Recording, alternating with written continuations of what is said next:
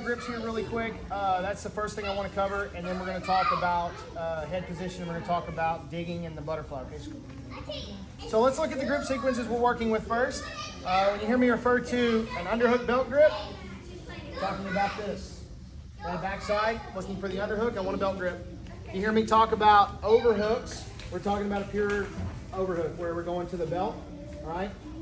Catching the far side hand is always going to be exactly what I'm saying here, whether it's pulling the arm or it's catching over the elbow. Okay, so overhook belt, underhook belt, overhook collar grip, which is probably one of my favorites. Now there's two variations we can use here. We can use just this short side collar here, where I open this up and feed this a la kind of like a John Jock Machado hybrid grip here, where I've just got the same side collar right here, or if I'm reaching all the way across and locking up the far side lapel in an overhand grip, okay? So this is gonna be one of my favorite grips to get here. It's a little bit more complex and harder to get. Once you get to it, it's pretty solid, okay? So first thing we're gonna do here, we're gonna work on establishing a grip. So starting out, and we're going to go to an insertion where we insert our hooks. Now we're gonna go from a dual sleeve here, or if you got double sleeve grip. Now I don't care if you have double sleeve grip or if you have standard gi grip over the top, or you want to go 2-on-1. We'll do that here in just a second. I'll show you how you fold in there. But right now, 2-on-1 or 2-on-2. We're going to shoot in. Okay. We're going to hook. Now the first grip we're going to work with is your standard grip. What we're doing here is we're trying to get higher grip sequences. So the first one we want to establish around the belt, around the back grip to the belt as quickly as possible. What that's going to do is that's going to allow us to close our hips and get in super, super tight with this guy, okay? If I don't have that grip and I'm up here, it's really hard for me to get in super close to him because he can push me away and he can move backwards from me. So the quicker that I establish a belt grip, the more dominant I'm going to be, whether that's an underhook or an overhook or where. This is going to be probably the easiest one for you to get, and it has the least amount of control. Why does it have the least amount of control? Well, here's how I'm rating my grip sequences as far as good, better, worse. Whichever one affects his head the most is the one I want to be the best. So if I come underneath and I'm under here, this one is not affecting his posture much at all, but it's giving me the ability to lift him up. Okay, I can pull him and I can lift him. Now, once I go over the shoulder and I get to this belt, now this one affects his posture just by the nature of me laying backwards. So this is going to be the most dominant grip for the butterfly guard sweeps, okay? So be over the back. Now this one gives me a little bit of head control because I'm affecting the upper shoulder via the collar. All right, so this would be second best. Probably worst is going to be here. Second best and absolute best. All right. Now we have to work these in sequence. So we're going to, we're shooting in. We're going to get to this grip here and we're going to stay on this sleeve. All right, I'll show you a number of things that they're probably going to do to address this.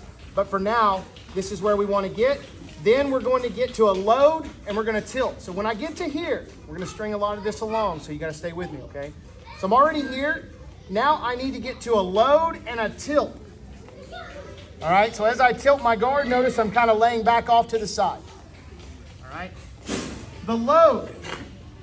Easiest way I can show you the load is my foot and my hand are going to act in concert, act together, okay? So I'm going to pull him back. As a matter of fact, the first thing we'll do here is we'll work on the load. We'll do this separate. So you're going to tilt your butterfly, which is the ideal position to be in here. One leg is laying down because it's going to go down anyway. So we're in tilted butterfly position. I've got the belt. I'm going to load him. I'm going to use my foot and my hand together to lift him up. Back down he goes, okay? This hand we're not doing anything with right now, and if you want to just kind of get this hand in the game and kind of prepare for it, go ahead and just hold on to the sleeve. You're not going to be able to dictate exactly where they put this hand at all times. Sometimes they're going to grab something you don't want them to grab, or they're going to post it out somewhere you don't want them to post it out. The load is the most important, okay? So here, I got the belt. I'm going to lay back.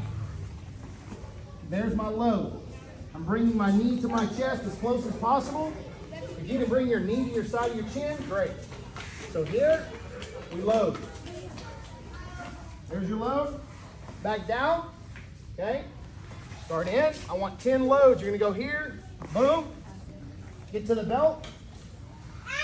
One load. Down. 2 loads. Down, 3 loads. All the way to 10, okay? If you are not bringing them up over your head, you're not loading them far enough. There's your load. Right there. They're elevated and they're on your leg. Let's 10 loads. Let's go. 1, 2, 3. Load. Oh, but guess what? Oh, yes. Take your belts off. Police yourself. There are children present. Now watch. Here's what you're doing. Why are we doing this? Hang on to your belts. Because you need a learning instrument. You need a training tool. Here's the reason why.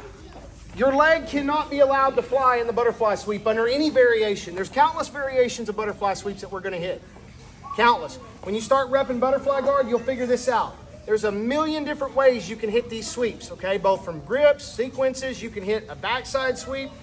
The problem is that you fly your leg every time. Now, Seth and I are going to demonstrate exactly what happens when you fly your leg. Not only do you fly your leg, you get your knee hurt, okay? That happens, or at the very worst, you end up in a cross knee crush, weave position, and you get mounted. And here's how it looks, okay? So if I hit Seth, watch this leg. Watch what I'm going to do. So I get here. Watch my left foot. So as I lay back into this and hit my load and we try to finish the sweep, now he squares back up, climbs right to the mouth, and there you have it. Now what happened there? Anybody see what happened with my foot? It was in the air. Extended it out because I seem to think for some reason that as I go over, I gotta lift this leg for extra height to flip them over. And that's not what I'm doing. I chase them with my shin. My body goes over. My shin is a rolling wall. The minute I straighten my leg, there's a slide here. My shin is a rolling wall. Now the thing about this is I gotta keep my heel to my hamstring. This is the most important thing about today, and frankly, we're not going to do a whole lot more than this right here, because this is the most important thing about being successful with these sweeps. So what happens when I don't do that, when I don't extend my leg out like that, something sort of like this. He starts to hit a hip switch at the apex of the sweep where I take him over. Guys, this is nothing more than grabbing the guy, laying to the side, and flipping him over. That's really what I'm doing. Just flipping him over. But something happens when I stick my heel to my hamstring. So I go here, load. He tried to hip switch, right? It's not there. But the sweep may not also be there either. So what do I get to do now because my leg is loaded? Chase.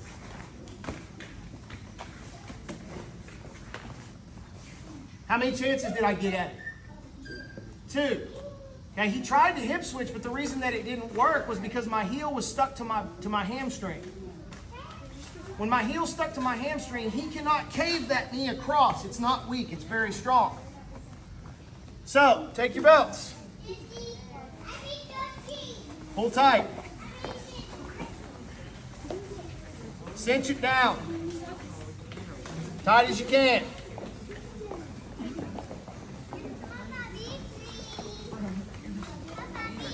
Tie it.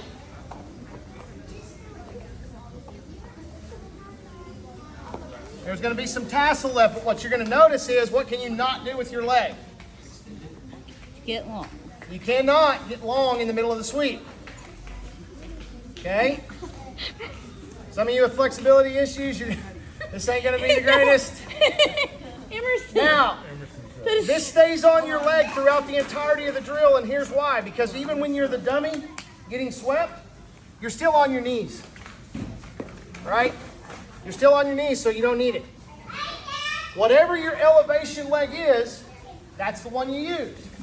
So when I start, this ensures a couple things. Because this is so close, what does it ensure about how deep you have to get when you shoot in? Right? It's self-correcting. Most of us, when we start in on butterfly guard, we get into like right here, like where this leg is at right here. And we seem to think that this is deep enough. But look at the orientation of my heel to my hamstring. It's the same problem all the way around the board. Right? My heel is still away from my hamstring. What happens when I get in here like this? I have way more elevation capability. Well, this little gauge on your knee tells you whether you're doing it right or wrong. Looks silly, but it works. So when I got my sleeve grip and I scoot in, if I'm not deep enough to get in there, guess what? I got to get to my belt grip, and what do I got to do? Scoot in, right? This is going to ensure that you're overly deep, sometimes too deep into there. So now I've got the grip. Now I'm going to load him. He can try to hip switch all day long. It will not work. Now I put the foot down. Now I elevate and I chase him over with that drive knee. Okay? And then I look stupid falling off again. And I go right back. Push. 10 reps each. With your training tool. Keep your legs.